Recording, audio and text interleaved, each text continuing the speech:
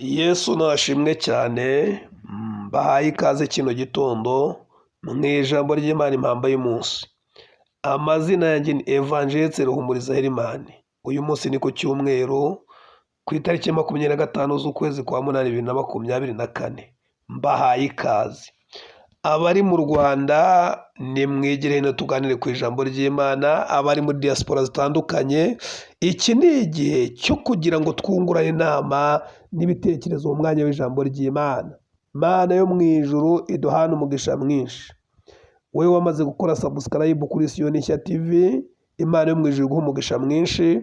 Wowe dukurikirana utari wakora subscribe, fata amasegonda nk'atanu ukande aho ngaho wanditse subscribe, nurangiza ukande kugazogera, tujye tubana mu biganiro. Imana yo mu ijuru iduhana umugisha mwinshi. Igitondo nk'iki ngiki mu ijambo ry'Imana impamba y'umunsi, nkuzaniye ijambo rivuga ngo uracyafite amahirwe. Rwose pe uracyafite amahirwe, kubera yuko itandoze lora binigrome, Imana iracya enokizi, iracyitwa Imana. Imana yawe iracyitwa Imana, ntabwo izina ubumana ari yawe utakaza, ntabwo yigeze nta nubwo izabutakaza. Reka nkubwire, Imana yitwa Imana, kandi Imana yitwa Imana iminsi yose. Imana yo mu ijuru tugire neza, kandi Imana yo mu ijuru turengere cyane. Intege nke zawe ntabwo zakuraho Imana kwitwa Imana. Intege nke zawe ntabwo zayikuraho imbabazi zayo. Intege nke zawe ntabwo zatuma Imana ireka umugambi wo kugutabara. Imana yo mu ijuru itugire neza, kandi Imana yo mu ijuru turengere cyane. Dusome amagambo y'Imana dusanga mu gitabo cya Samweli cya mbere, igice cyaho cya 13 n'umurongo wa 19.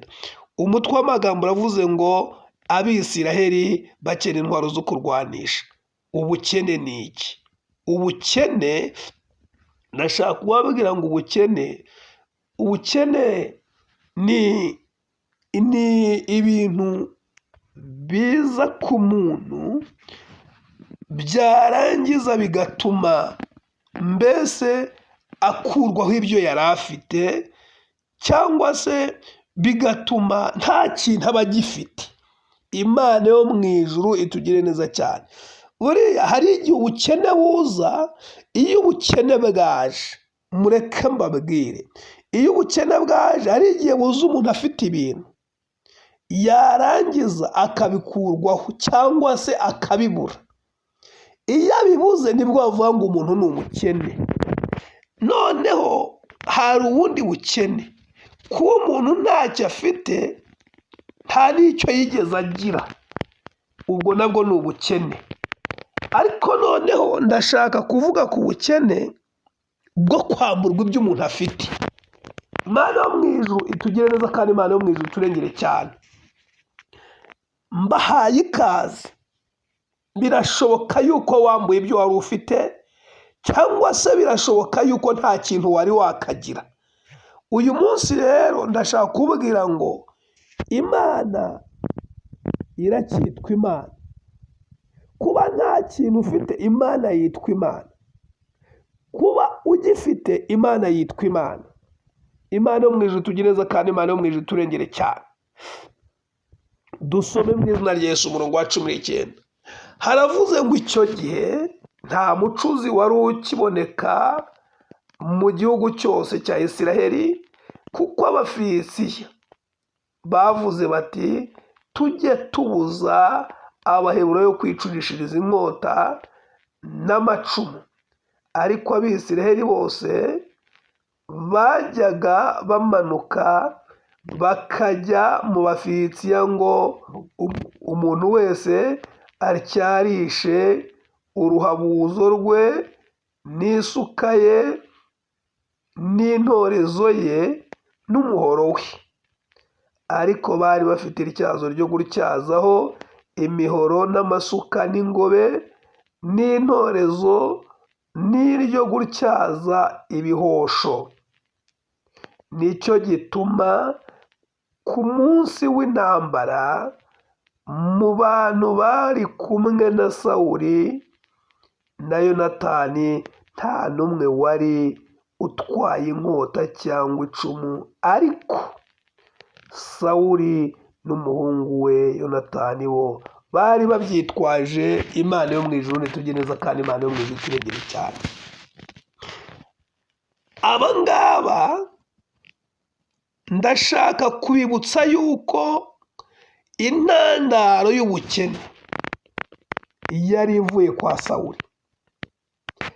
Mwabera b'Imana mwe, Sawuli yakoze ikintu kitari cyiza gituma Imana ibabara. Ndashaka kubabwira ngo hari ibintu bibabaza Imana, hari ibintu mu buzima bibabaza Imana, Imana ikababara. Hariho abantu bajya bitwaza barangiza bakavuga ngo Imana ngo ni umubyeyi, ariko mureke mbabwire, Imana ni umubyeyi ariko ijya ibabara. Sawuli yakoze ikintu gikomeye, ngo abonye Samweli atinze akora ikosa, yinjira mu nshingano zitari ize.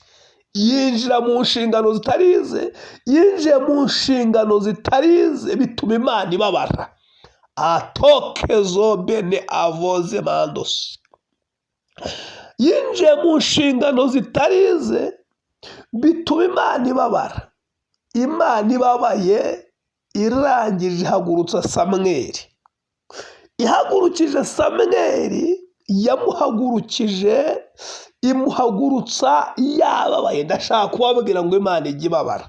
Iyo umuntu yinjiye mu nshingano zitari ize, mu buryo bw'Imana cyangwa se mu buryo bw'iyobokamana, ndashaka kubabwira ngo Imana ijya ibabara. Ndashaka kubabwira ngo kandi iyo Imana ibabaye ifata icyemezo. Ndashaka kubabwira ngo Imana ije gufata icyemezo. Imana ije gufata icyemezo. Imana yo mu ijuru tugire neza, kandi Imana yo mu ijuru turengere cyane. Ngo arangize yinjira mu nshingano zitari ize. Ikintu cyatumye yinjira mu nshingano zitari ize ni ikihe? Ngo yabonye Samweli atinze, arangije ngo yumva umurindi w'Abafilisitiya. Yumvise umurindi w'Abafilisitiya, arangije ngo agire ubwoba bwinshi, kubera yuko ngo Abisirayeli bari bamaze kugenda bamuvaho. Reka nkubwire nshuti yanjye, ndashaka kukubwira ngo ibyo ukora nibyo bizatuma abantu bakumana nawe. Ibyo ukora nibyo bizatuma abantu bakunambaho. Ibyo ukora nibyo bizatuma abantu mubana neza. Ibyo ukora nibyo bizatuma abantu mugirana ubusabane. Imana yo mu ijuru tugire neza, kandi Imana yo mu ijuru turengere cyane. Ngo arangije, imikorere ya Sawuli ntabwo yari ihwitse imbere y'Uwiteka. Sawuli akora ikosa rikomeye rihagurutsa Imana. Ndashaka kubabwira ngo hari ibintu bijya bihagurutsa Imana, Imana igahaguruka mu byicaro byayo, yarangiza ikaza igafata icyemezo. Imana yo mu ijuru tugire neza, kandi Imana yo mu ijuru turengere cyane. Ngo arangije abonye yuko Abisirayeli bamuvuyeho, arangije ngo yigira inama, aravuga ati ubu ngubu ubwo bamvuyeho bakaba bagiye, nkaba numva imirindi y'Abafilisitiya, reka nanjye nige gukora umwuga w'ubutambyi. Arangije ngo ahamagaza ibitambo. Ikosa rikomeye yakoze, yivanga mu atosha lora binigome enosha riraba. Arangije yivanga zirayi, yivanga mu bintu by'amame engrayi, yivanga mu bintu by'amadini atari otaya binigome, atari ibintu ashinzwe. Ngo arangije afata ibitambo. Ikosa rikomeye ryahagurukije Imana. Ngo afata igitambo, arangije aratamba. Ngo agitamba, Samweli abatungutsaho.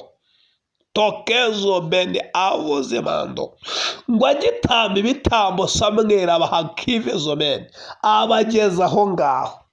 Ahageze aramubwira ati Sawuli, ibintu ukoze ni ibiki? Ibintu Sawuli urimo gukora ni ibiki? Sawuli, amakosa urimo gukora ni bwoko ki? Arangije Sawuli atangira gutanga ubwisobanuro. Arangije ngo atangira gutanga ubusobanuro, atanga ubusobanuro avuga ngo nabonye abantu bashizeho. Maze kubona abantu bashizeho bituma ngira ubwoba, bitewe n'uko numvaga umurindi w'Abafilisitiya kandi bari bagerereje. Ndangije mfata ibitambo, ndangije ndatamba. Samweli arangije amubwira ngo winjiye mu nshingano zitari izawe. None kubera yuko winjiye mu nshingano zitari izawe, Imana irarakaye. Kubera yuko winjiye mu nshingano zitari izawe, Imana irahagurutse. Kubera yuko winjiye mu nshingano zitari izawe, Imana ije gukora. Kubera ko winjiye mu nshingano zitari izawe, Imana iza etandoze lora binigoni. Imana irakwirukanye. Irangije iravuga, Samweli ngo arangije amubwira ngo ubu ngubu kubera ko winjiye mu nshingano zitari izawe, Imana rwose iraguciye. Ngo arangije aramubwira ngo Imana iraguciye. Kandi ibimenyetso by'uko Imana yamuciye koko, ibimenyetso by'uko Imana yamuciye, Samweli ngo yaramubwiye ngo ubu ngubu Imana yahise itoranya. Imana yahise itoranya. Imana yahise itoranya mu Bisiraheli. Iri toranyamo neshando kize gone hevo zemandra. Ihita itoranyamo Zebo. Ihita itoranyamo umutima wayo ushaka, umeze nk'uko umutima w'Imana ushaka. Ndashaka kubabwira ngo nubwo bimeze gutya, hariho Zegrayi mendo kize gone, hariho Nekita Sabo, hariho afite umutima umeze gutya. Ngo Samweli aramubwira ngo ubu ngubu Imana yamaze kwimika undi mwami. Imana yo mu ijuru itugiriye neza cyane. Iyo wivanze mu nshingano zitari izawe, Imana ishobora kugukura mu mwanya wawe. Imana yo mu ijuru itugirire neza. Iyo wivanze mu nshingano zitari izawe, iyo ugiye gukora ibintu bitari ibyawe, urabyica. Urabyica. Kandi kirazira kugira ngo wice ibintu by'umuntu ahibereye. Imana yo mu ijuru itugire neza, kandi Imana yo mu ijuru iturengere cyane. Ndashaka kubatangariza itangazo rivuga ngo Imana irahibereye. Bene data, ibyo mukora byose, ibyo mutekereza byose, ibyo muvuga byose, mumenye yuko Imana ihibereye. Ntabwo Imana iri ku ruhande, Imana yibereye mu kibuga. Imana irahibereye, ibiri mu kuba byose irabireba. Etoza lora bini, kandi Imana ntabwo irwanirirwa. Imana yo mu ijuru itugire neza, kandi Imana yo mu ijuru iturengere cyane. Ngo arangize, Imana ibwira Samweli ati nta uwo nguwo we, ibyo byarangiye. Twihuse cyane. Abafilisitiya barangije ngo bafate ijambo rikomeye ku Bisiraheli, kugeza ku rwego batwaye kilometero cyazo. Abisiraheli babura ahantu mbese bazajya bakenera gutyaza, bakamanuka bakajya mu Bafilisitiya. Ukeneye gutyaza umuhoro akamanuka akajya mu babisha. Ukeneye gutyaza uruhabuzo akamanuka akajya mu babisha. Ukeneye gutyaza isuka akamanuka akajya mu babisha. Ukeneye gutyaza inkota akamanuka akajya mu babisha. Ngo arangize ngo bakazajya bajya gutyarisha mu Bafilisitiya. Kandi ashaka kubabwira ngo Abafilisitiya nibo bantu bari bafitanye ikibazo n'Abisiraheli. Ngo barangize naratangaye cyane. Umunsi umwe ngo bari mu rugamba, Abisirayeli ngo bajya ku rugamba nta ntwaro bafite. Ndashaka kubabwira nshuti zanjye, zigama intwaro zawe kandi ityazo ryawe uribike kure, kubera yuko Umufilisitiya we umugambi afite ni ugutwara amatyazo. Umugambi Umufilisitiya afite ni ugutwara amatyazo. Umugambi Umufilisitiya afite ni uwo kugutwara amatyazo. Umugambi Umufilisitiya afite ni uwo kukunyaga ityazo, kugira ngo namara kurikunyaga wowe uzajya uhora ujya kumushakisha. Imana yo mu ijuru itugirire neza. Abantu benshi batwawe amatyazo, abantu benshi ibyo batyarizagaho byarajyanywe byibereye mu Bafilisitiya. Ariyo mpamvu uyu munsi wa none hari byinshi turimo turagenda tubona nuko nta matyazo ahari. Ibyari amatyazo Abafilisitiya barabijyanye. Nubwo Sawuli na Yonatani bafite inkota, ariko ndashaka kubabwira ngo birashoboka yuko zidatyaye, kubera yuko aho batyazaga aho ngaho niho urugamba ruremeye. Mana yo mu ijuru tugireza, kandi Mana yo mu ijuru turengere cyane. Iki gitondo mu ijambo ry'Imana impamba y'umunsi, mbifurije kubika amatyazo yanyu, mukayabika kure, kandi mukamenya yuko uwo muhanganye nawe ikintu ashaka nta kindi, arashaka ityazo. Imana yo mu ijuru itugire neza cyane. Ndashaka kubwira ngo nurangara uratwarwa ityazo. Imana yo mu ijuru iturengere. Nurangara Abafilisitiya baragutwara ityazo. Imana yo mu gihugu cyo mu ijuru ikurengere cyane, irinde ityazo ryawe, kandi nawe ubigiremo uruhare kugira ngo ityazo ryawe ririndwe, kugira ngo utazabura icyo cyazaho mu gihe kigiye kuza. Tandozarima, igihe kigiye kuza hakenewe intwari zifite ubugi. Igihe kigiye kuza hakenewe intwaro zifite ubugi. Wowe wari udukurikiranye mu ijambo ry'Imana impamba y'umunsi, shatse kubwira ngo zigama ityazo ryawe. Imana yo mu ijuru itugireze, kandi Imana yo mu ijuru iturengere cyane. Mana nziza kandi Imana ikomeye, ndaseze kugira ngo Uwiteka Nyiringabo Imana umuntu wese umuye kuzigamira ityazo rye mu izina rya Yesu.